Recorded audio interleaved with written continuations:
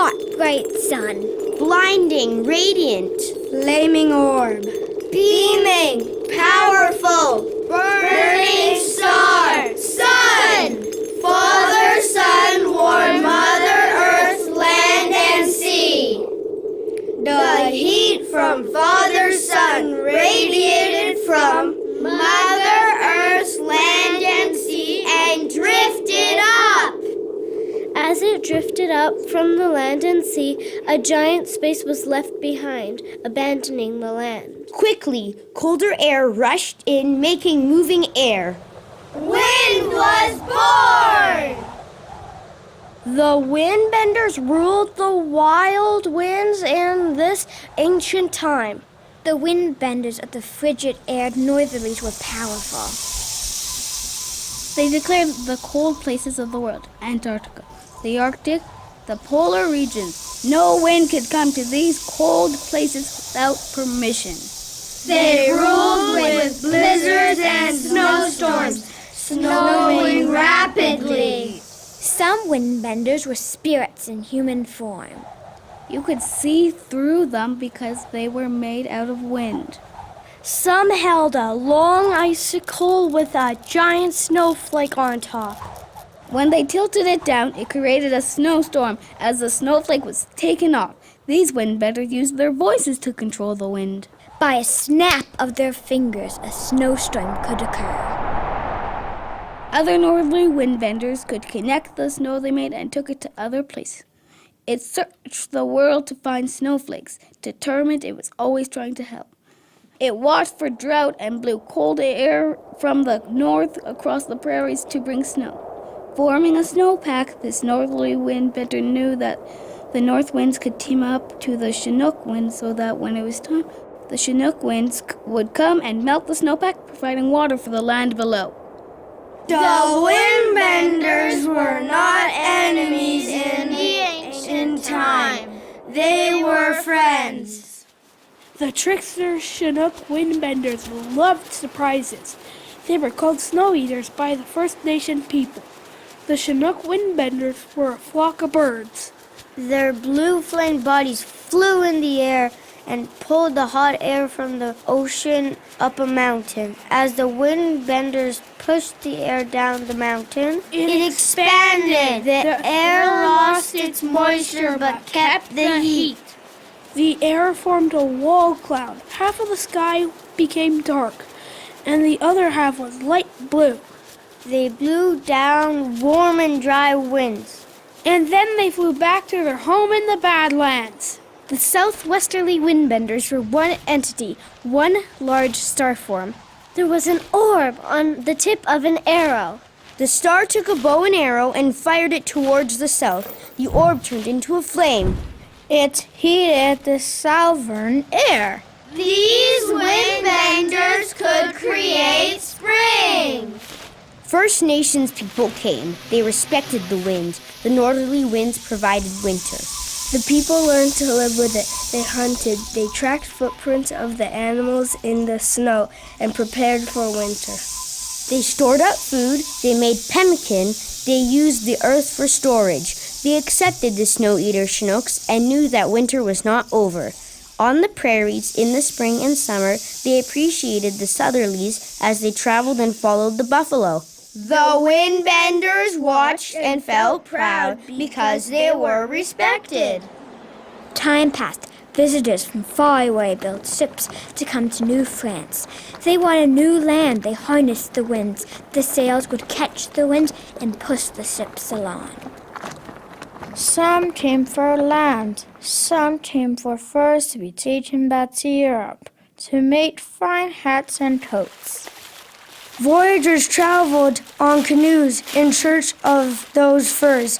Some of the voyagers found their way to Western Canada. Fur traders met with First Nations people to trade. Some First Nations women married fur traders, and their children were called Métis. The Métis built Red River carts. Red River carts were held together with wooden pegs and traveled carrying furs to trading posts. Big sticks were in the front to be pulled by horses or oxen. The wheels were ginormous. Some parts could detach, and the cart could float on the river. Still, the winds ruled the sky.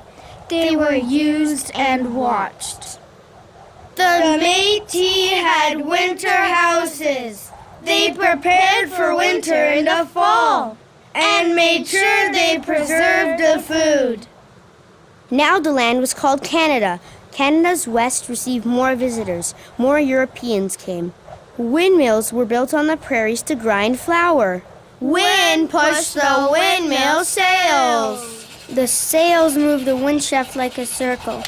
The wind shaft turned the upright shaft. The upright shaft's energy turned the millstone that was very heavy. The millstone was so heavy that it could crush grain. The land changed. No one used Red River carts anymore. No one used old-fashioned flour windmills. Now the Red River cart was scattered broken pieces on the land. Houses had electrical heat and plumbing. The city limits grew. The city was spreading.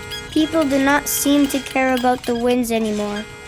You could hear the windbender's sadness as the wind whistled. Their hearts were broken. Just outside the city limits, once a year, after sunset, weird sounds happened out of nowhere, and fog came.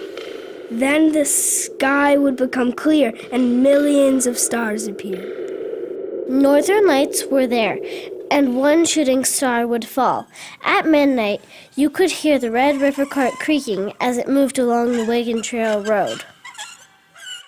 You could hear the paddling songs of long ago. No one was there to hear this, just the windbenders. But wait! A young boy left his house to watch the northern lights. He was Métis. He went to the most open spot where the Red River cart was buried. He listened to the wind. No one had done this for some time. The windbenders noticed him. He looked back at the city and saw the bright lights. This must stop, he said. He played his Aeolian harp for the sky, then he stopped. The windbenders heard this and began to play the harp themselves. They were talking to him through the music. Help us! People do not remember or use us anymore, called the windbenders. Magically, the boy understood them. He looked up at the sky and said, "I'm just a boy." More time passed. One day the boy's land changed. People didn't pay any attention and built right over the side of the Red River cart. The windbenders work together. They must get the people's attention. Too much energy was being used. Brownouts were happening. That meant people were overusing their electricity. The windbenders whistled together. They were sad. The southerlies came. More and more arrows were shot, and the people experienced a hate spell. It was very long, 5 months. And the northerlies, they made blizzards and froze over the oceans and lakes so people couldn't cut through. Chinooks melted the snow quickly and caused floods. Then the windbenders joined together. They cut the power lines and all was dark. They instructed the boy to make a giant Aeolian harp out of wood. The wood had to be special. Strong winds pushed the dirt off the buried Red River carts. He touched the pieces of the Red River cart and they expanded. The windbenders pulled their winds to blow through this giant harp. They made themselves visible in the sky. Now everyone can hear their message. It said, work together. Believe in the power of the wind. The past has taught you to respect us. The young boy stood before them. How can we do that? We have no energy, cried out the people. The windbenders called upon all of the winds. The winds rushed through the giant Aeolian harp. The sound was magnificent. There was a message in the sound. Can you hear them? Asked the boy. The people stopped and listened. They began to understand. We must work with the wind, said the boy. And they did. Years later, wind turbines appeared. The boy was now a grown man. He became a teacher. He taught people how to listen to the wind. They made harps, windmills, and turbines. He even taught them about solar panels. The winds were respected once more, and the windbenders promised to provide wind energy forever.